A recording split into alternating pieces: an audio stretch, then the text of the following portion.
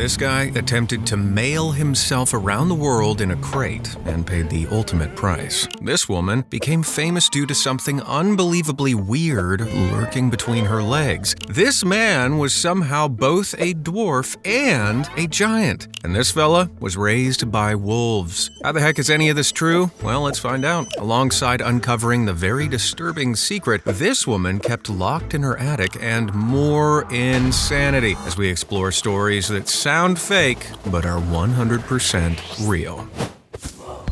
In 1965, not long after 19-year-old Brian Robeson left his home in Wales for Australia, he decided life down under wasn't for him. Unfortunately, earning very little, Brian couldn't afford a plane ticket back home, meaning he had to get creative. Too creative, if you ask me. In a first attempt at freedom, Brian snuck aboard a ship bound for London. He used a visitor's pass to get on board and hid in the cargo hold until they set sail. And despite a promising start, several hours into the voyage, Brian became violently seasick and was forced to seek the medical bay. As soon as his ruse was discovered, the crew escorted him off the boat and abandoned him in New Zealand. But Brian wasn't stranded for long. He secured some minor financial help from a relative in Australia, just enough to fly him back to Sydney, but not enough to get him back to the UK. On his return to Australia, he found himself coming up with a brand new plan, even riskier than the first. Inspired by Reg Spears, the man who successfully mailed himself from London to Perth the year before, Brian decided traveling by crate on the postal service was the way to go. Brian planned on sending himself via cash on delivery, meaning he only had to worry about settling fees once back in London. Using forged company papers he got from a friend, Brian convinced Qantas Airlines that the crate would be carrying a large IBM 7030 computer being shipped to London for servicing. With his transport all set, Brian bought a crate from a builder's merchant. At 30 by 26 by 38 inches, it wasn't much bigger than the box of a standard front-loading washing machine. Quite the tight fit. The side of the box Brian climbed in was nailed shut from the inside once he was in, and he packed a pair of pliers to open it back up when he touched down in London. Because Brian also took a large suitcase with him, it meant he had to sit with his knees pressed against his chest for the entire 36-hour journey. He couldn't stretch his legs and couldn't turn around. And even though the 2 pillows he packed made it comfy at first, he wouldn't stay comfy for long. On the 17th of May, with only a torch and 2 bottles to hand, one for water and the other for nature's emergencies, Brian's starting leg from Melbourne to Sydney began. He managed to smuggle himself on the plane just fine, but things quickly started to go wrong. At first, Brian's box was dumped upside down, but as he was helplessly strapped in, try as he might, he was crammed too tightly in the box to turn around. His neck soon started to throb and blood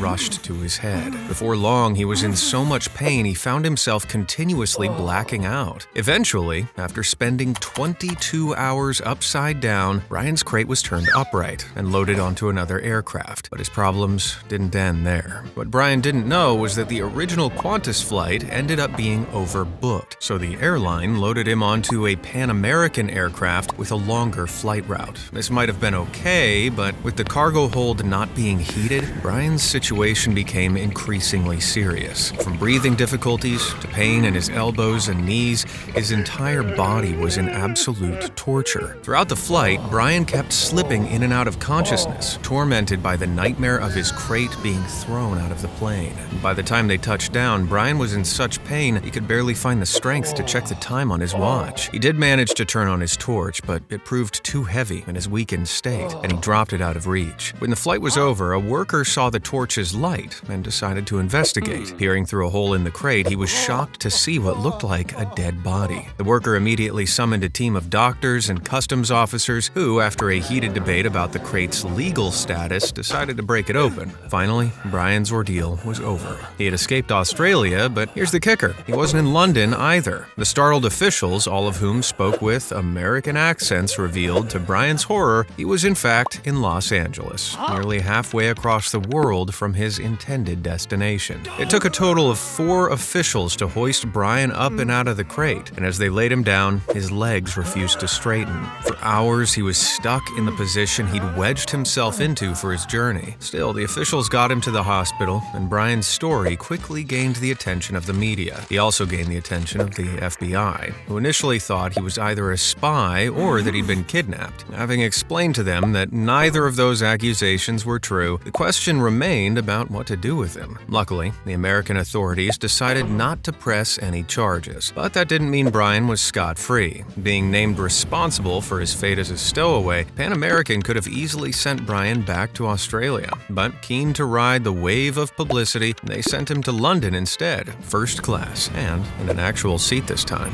Whilst the exact time is debated, it's thought Brian stayed in the cramped box for at least 100 hours during his ordeal.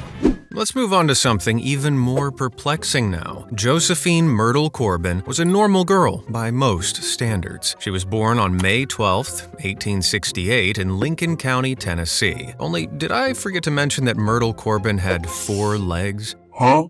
This mutation gave her one of the strangest overall anatomies of all time, for more reasons than you'd think, and in turn, one of the most unusual lives ever. When Myrtle was delivered, her parents could hardly believe their eyes. Although the little girl was perfectly formed from her head down to her navel, a tiny second pair of legs lay flat against her belly. Her 2 inner legs, although capable of some movement, were underdeveloped. Later, it would be determined that she had actually been born with an incredibly rare condition known as dipygus. Myrtle's body axis had forked left and right partway along the lower spinal column during fetal development, meaning her legs and pelvis had been duplicated. With 2 pelvises side by side, Myrtle naturally had 2 sets of legs, each consisting of 1 fully formed leg and 1 small leg, with just 3 toes. Although Myrtle was able to move her smaller legs, they weren't strong enough for her to walk on, and weren't long enough to reach the ground anyway.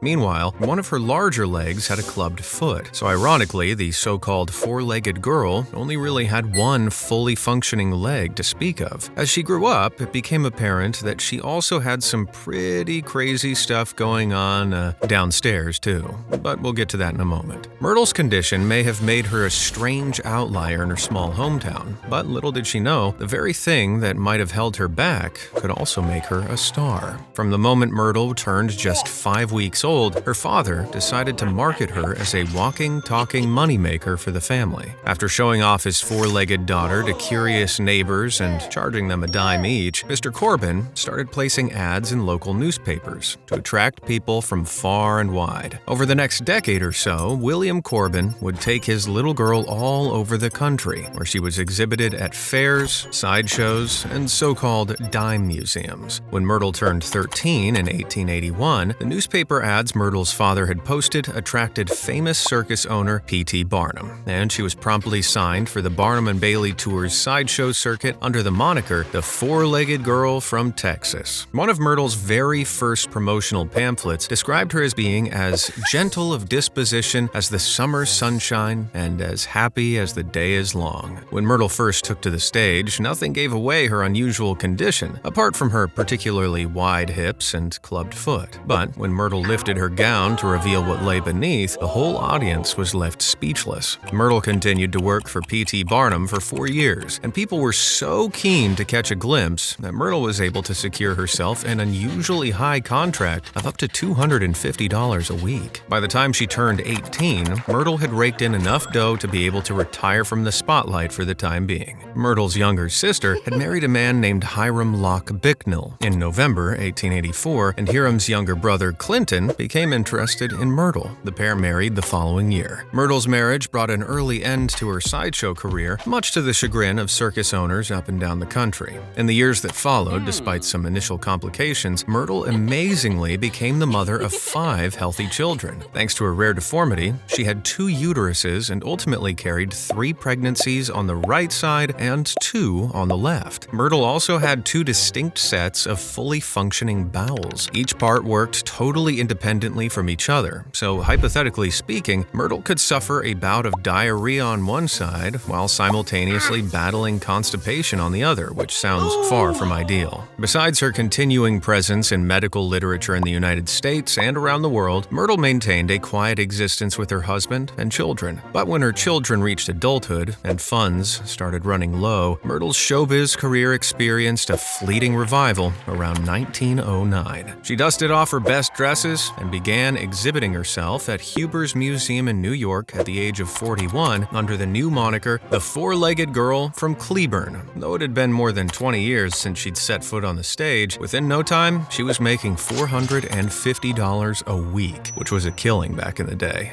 As the years drew by, Myrtle began to retire from show business. Then, in 1928, 1 week shy of turning 60, she sadly passed away from an infection. Four-legged folks living as long as Myrtle are basically non-existent in recent history. But if any modern four-legged folks are watching, like the lady in the Photoshop my designer has so kindly crafted here, drop a comment below and we may feature you in the next episode. But on that multi-limbed topic, is the highest number of toes ever recorded on a person more or less than 16? Well, to find out, you'll have to buy our game Nuh-uh. Only joking. The record's held by Akshat Saxena with 20 toes total, 10 on each foot. If you found that interesting, you'll love our trivia game. It's full of all of our most interesting facts. Click the link in the description or on screen now to order your copy today. Now let's explore another absolutely mind-blowing medical anomaly of humankind.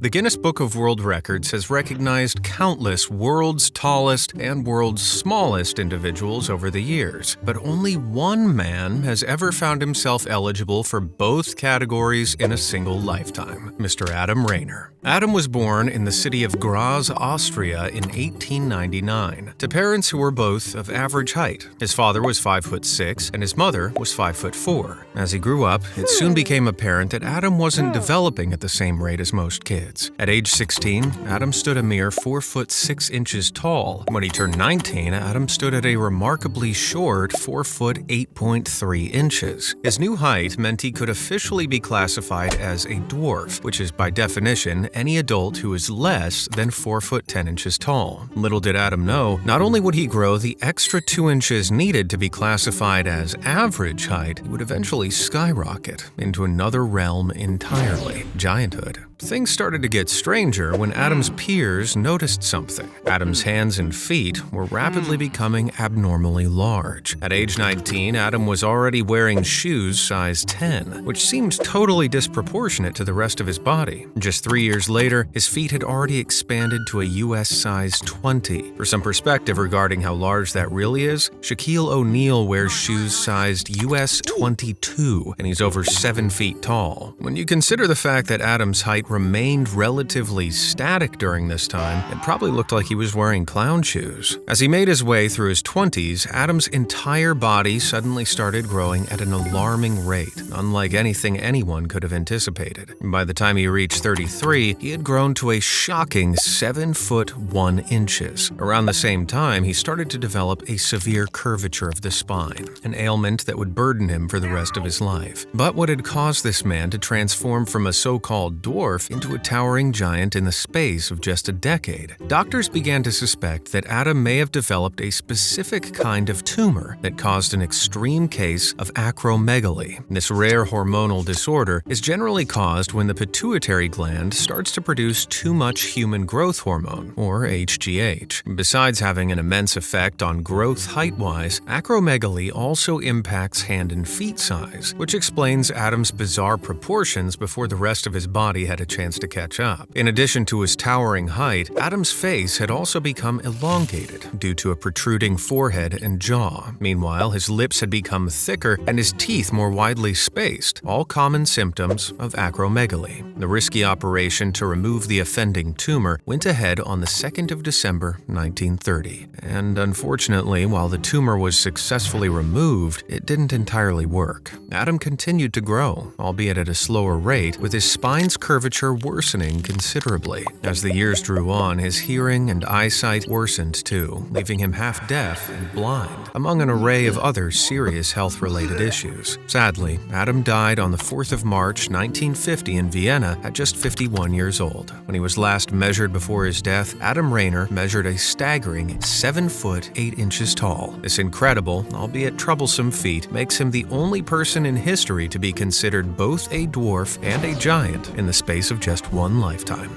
Let's move on to something truly wild now. You might have heard of cats growing up among dogs, taking on some canine behaviors.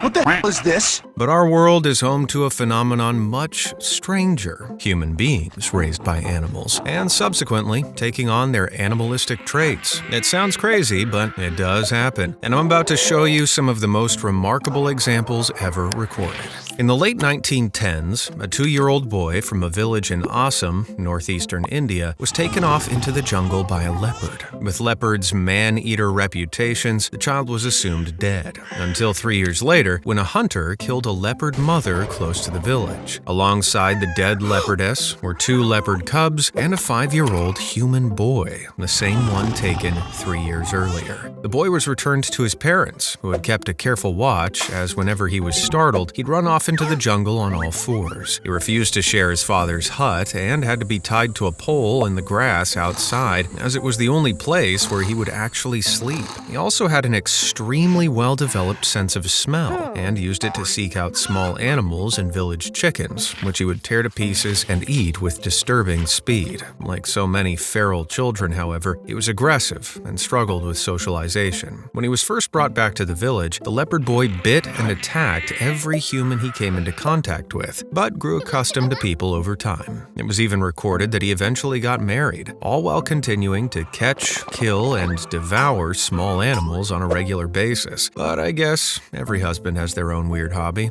On to something more recent now. When medical staff at a Moscow clinic brought in a new patient in December 2007, he was the strangest they'd ever seen. The boy, no older than 10, had been found living among a pack of wolves in the forests of Russia's Kaluga region. His toenails were extremely long, he was filthy, and proved an awful guest. He would snarl and bite at staff with reportedly sharp teeth. Though the boy appeared intelligent, he couldn't speak, suggesting he'd lived among the wolves since early childhood. Unfortunately, that's about all the informations we're about to gain, because running on all fours, he escaped days later and was never recaptured. But he wasn't the first feral child allegedly raised by wolves. Other cases popped up on local records in India during the 19th century, although one particular instance from the mid-20th century in Spain is arguably the most fascinating of all. In 1954, at the age of 7, Marcos Rodriguez Pantojas' father sold him to a goat herd in Spain's Sierra Morena mountain ranges to serve as essentially a slave. After his master died, however, Marcos was able to survive in the wilderness, learning what to eat by watching animals. For instance, Marcos would let wild boar snuff out root vegetables under the soil and steal them before they had a chance to tuck in. According to his own account, along his journey, Marcos found himself in a cave occupied by some wolf cubs. Young and naive, he fell asleep in the den, only to be woken when the aggressive-seeming mother returned. But after feeding her pups, the wolf mother gave Marcos a piece of meat he tucked in, and she began to lick him. Their newly formed bond lasted until he was found by the Spanish Civil Guard in 1965. After 11 years in solitude, he was returned to civilization, howling and biting like a wolf. Though he initially despised city life in Madrid, where he was interned at a clinic, he eventually grew accustomed to human life. For years, he insisted on sleeping on the floor instead of a bed because it felt more familiar. But as time passed, he found employment in farm work and is now retired, having been fully integrated into society. He plays harmonica and likes to drink at the local bar like a regular guy. But Marcos has stated human life will never be as meaningful for him as life among the wolves, and if he was younger, he'd return to the mountains. Our next unbelievable individual is Oksana Malaya, who was born in 1983 in the Russian village of Nova Blagoveshchenka to severely alcoholic parents. Neglected almost entirely, as a 3-year-old child, Oksana was locked out of the family home and had no choice but to seek shelter in an old dog kennel near the house. For 5 years, Oksana lived among the dogs, sharing scraps, only returning into the family home on the rare instance the opportunity arose. When her situation was finally uncovered by the authorities, the dogs put up a fight as carers took her away, clearly seeing her as part of the pack. Oksana was transferred to a foster home for mentally handicapped children, where they began to study the impact of the previous 5 years. Oksana behaved exactly like a dog in every regard, from movement to eating and grooming habits. Amazingly, after years of specialized therapy and education, she was able to speak fluently and intelligently. While her intellectual level would still be considered handicapped, she now makes a living milking cows and even occasionally appears in Ukrainian TV interviews. But cases of feral children get much stranger, as you're about to see. In the late 1950s, in the Indian village of Baragdava, a mother watched in horror as her 1-year-old son fell into the river Quano and was swept away. But in 1973, a local priest walking alongside the river on the outskirts of the village spotted a young boy covered from head to toe in the river's filth, catching fish and eating it raw. More people soon began reporting sightings of the strange child, including the mother who'd lost her boy years ago. Upon seeing him asleep on the riverbank, she allegedly noted a birthmark identical to the one her son had. But whether it was her son or not, the amphibian boy was captured and brought back to the village. His skin was calloused, with a notable green hue, possibly from the various algae of the river. He couldn't walk particularly well and appeared to be deaf, but he fled before more details could be confirmed. He spent the final years of his life as a local oddity, with locals leaving food on the riverbank for him. But one day, sadly, he was found washed up on the banks, having passed away. For over a decade, this image has circled the internet, claiming to be the only surviving image of the amphibious child. While it's uncertain whether this deformed child really is the frog boy of Baragdava, the image certainly fits the tale.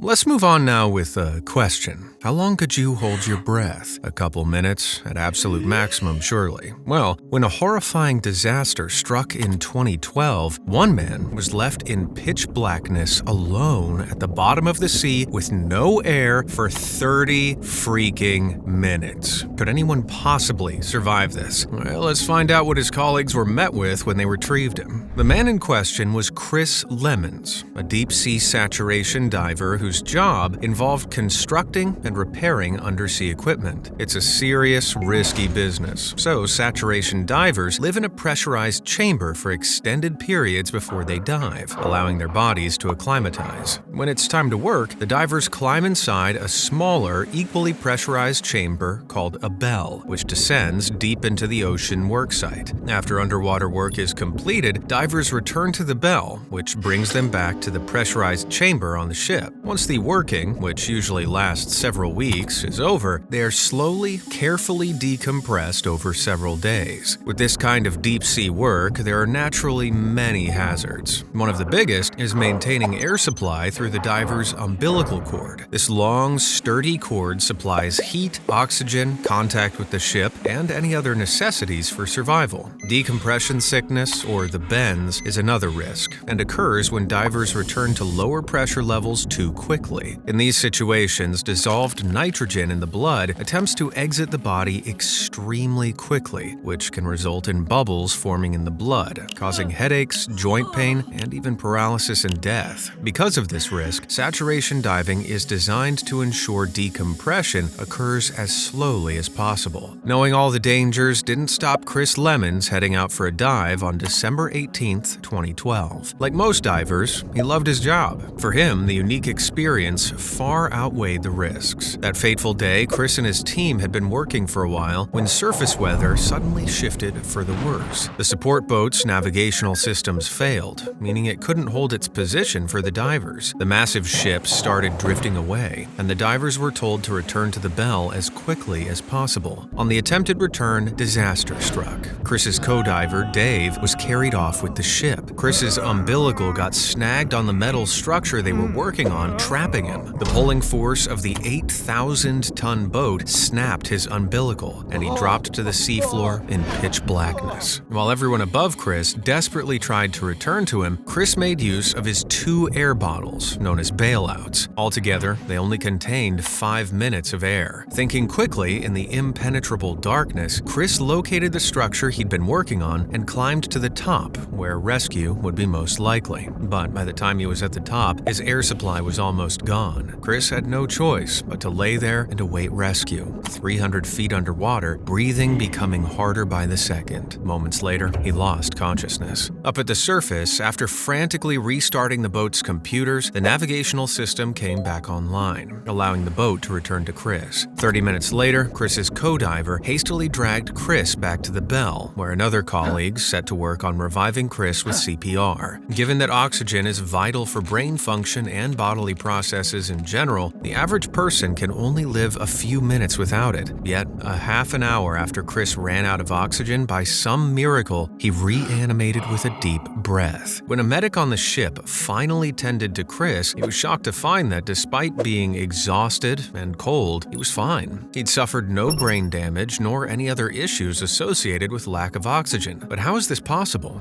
One possibility might have been that Chris's body and brain cooling in the water of the North Sea, which was likely below 37 degrees Fahrenheit. A person's metabolic rate, or how much energy their body uses, decreases at lower temperatures. So, a cooled down brain can survive longer without oxygen. A reaction known as the diver's reflex may also have helped Chris. Usually triggered by diving into cold water, the reflex slows down a person's heart rate, allowing their respiration system to conserve energy. One of the most important factors allowing Chris's survival were his emergency bailouts. With higher oxygen content than regular air, the bailouts saturated Chris's tissues with oxygen. What's more, during saturation dives, red blood cell production is significantly reduced in divers, which means that oxygen is transported more slowly. This would ultimately lengthen the amount of time a diver can survive on minimal oxygen, or even without oxygen. But all these factors would have been for nothing if it weren't for Chris's calm, clear-cut actions to facilitate his rescue. Thanks to a combination of quick thinking and the peculiar biological quirks of saturation diving, Chris was able to achieve the seemingly impossible, securing him a place as a living, still breathing miracle. Let's check out a dive of a very different kind now. In June 2017, police officers on patrol in Dixon, Illinois, witnessed a car run a red light into traffic at a busy junction. Unlike what you might expect from someone ignoring traffic lights, the officer's dash cam showed the car moving oddly slowly. Clearly, something wasn't quite right. As the rogue blue car continued forward, another driver exited their vehicle and did this.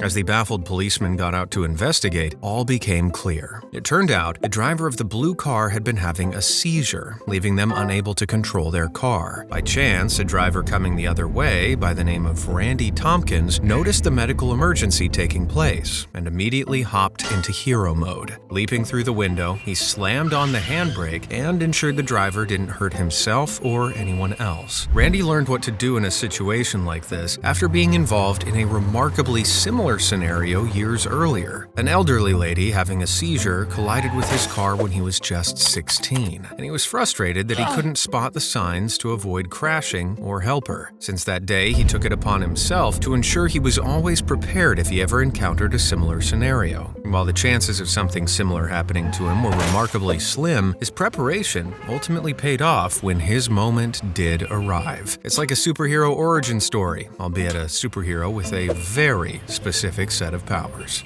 Sticking with the theme of unbelievable heroism, in 2018, a 22-year-old Malian migrant living in Paris named Mahmoud Gassama risked his life to save a child's without a second's hesitation. The 4-year-old had been left home alone while his father went shopping, during which time the toddler found his way onto the balcony, ended up climbing over the protective railing, and was left clinging on for dear life. This is where Mahmoud came in. Spotting the dangling child, he immediately began to scale the building, and his ascent was captured by a bystander.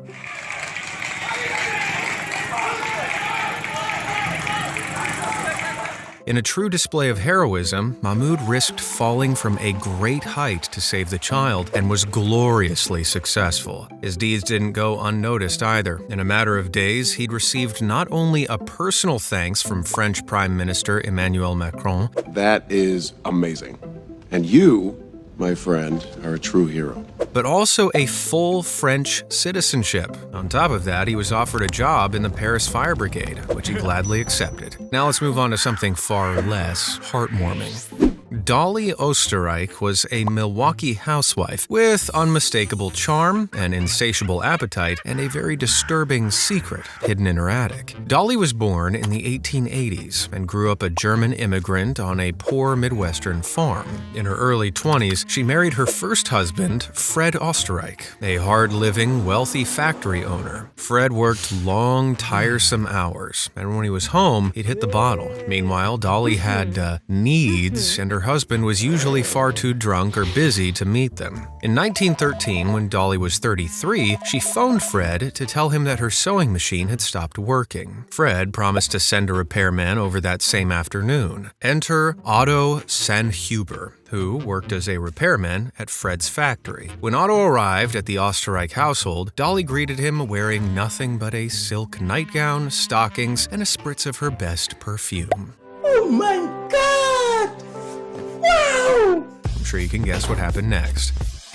The two began a lurid affair behind Fred's back, but neighbors soon picked up on their increasingly frequent trysts. Dolly decided to throw people off the scent with an absolutely crazy idea. Otto should quit his job at the factory and move into the Osterreich's attic. Otto was so love-struck that he agreed to sacrifice all interaction with the outside world just to steal some valuable moments with Dolly while her husband was out at work. Dolly put a padlock on the attic and kept the key to herself, telling Fred she wanted a safe place to store her furs. Otto spent his days concocting bathtub gin and making love to Dolly, and his nights by candlelight, writing pulp fiction stories of adventure and lust he hoped to have published someday. He was fed scraps from the kitchen brought up by Dolly, and earned his keep by carrying out household chores. Dolly and Otto's arrangement continued this way for 5 years, during which time Fred heard inexplicable noises and lost a few personal items, but ultimately never suspected a thing. Until, in 1918, Fred told Dolly that they were moving to Los Angeles. Dolly agreed on one condition: the new house needed an attic. When move day came, Dolly sent Otto Sanhuber ahead of them. By the time the Osterreichs arrived, now 22-year-old Otto had already set up home in the new loft space. In case you're wondering how cramped it was, here's another later tenant, Mrs. Nels Burgo, giving a little tour of Otto's private nest. In LA, Fred and Dolly's relationship started to deteriorate as Fred's drinking worsened. On the evening of August 22, 1922, a violent row broke out between the couple. Overhearing the argument and fearing for Dolly's life, Otto rushed downstairs brandishing two .22 caliber pistols. Fred, baffled to find himself staring down the barrel of a gun wielded by his ex-colleague, quickly flew into a rage. The ensuing struggle wasn't pretty, and by the end of it, Fred was no more. The illicit lovers had to think fast, so they hatched yet another scheme to cover their tracks. Otto grabbed Fred's diamond-studded watch and locked Dolly in the closet. Then, once Otto had climbed back into his attic hideaway, Dolly began screaming until one of the neighbors arrived and called the cops. Although the police had their suspicions about the scene, they had no reason to doubt Dolly's story. She'd been robbed by a man who made short work of her husband and made off with his diamond watch. Fast forward a few months, and having inherited Fred's fortune, Dolly bought herself a brand new house. And although they finally had the opportunity to bring their relationship out into the open,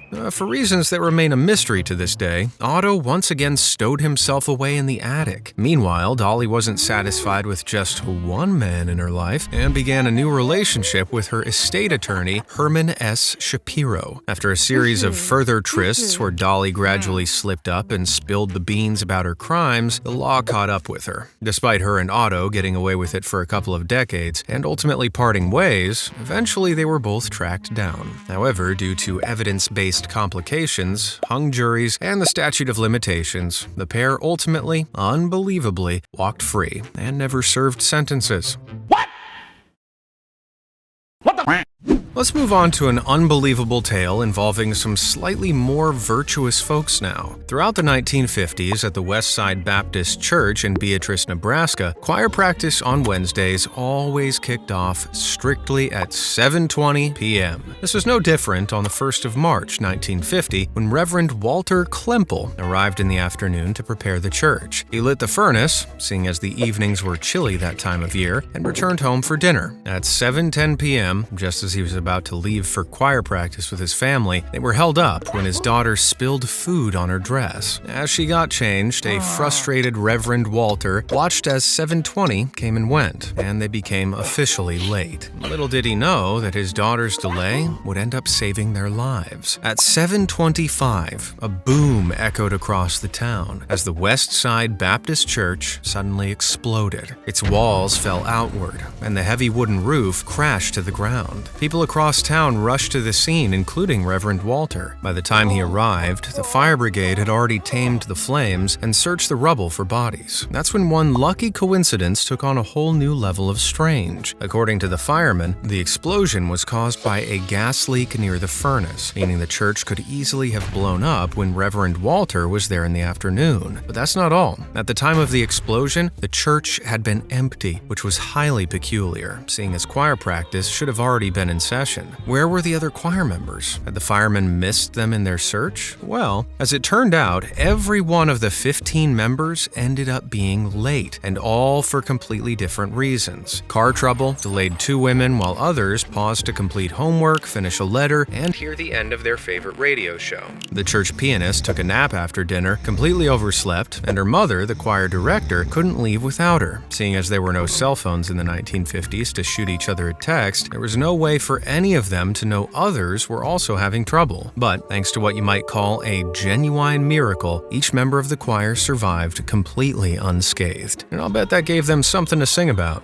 For the guy in the unbelievable story up next, by contrast, singing was the last thing on his mind. In 2012, 75-year-old Ron Svedin from Brewster, Massachusetts, had a non-stop cough, shortness of breath, and seriously lacked energy, and things seemed to be getting worse. But when doctors took x-rays of his chest, they realized that something seriously puzzling was going on. Despite x-rays revealing a grainy spot on Ron's left lung, doctors were unable to find any evidence of cancer or other diseases, which a blemish like that would usually indicate. When sample tissue from Ron's lungs came back from the laboratory, doctors were shocked to find traces of plant matter in the specimen. And no, a member of the medical staff didn't drop their salad in the sample. As doctors carried out further tests, a truly jaw-dropping realization dawned on them. All those months Ron had been coughing and wheezing, he'd been walking around with a pea plant growing in his left lung. Now I know what you're thinking. How's that even possible? Well, when a pea germinates, it'll grow until it breaks the surface of the ground. But because it couldn't break out of Ron's body, the half-an-inch sized sprout just sat there, causing him a world of trouble.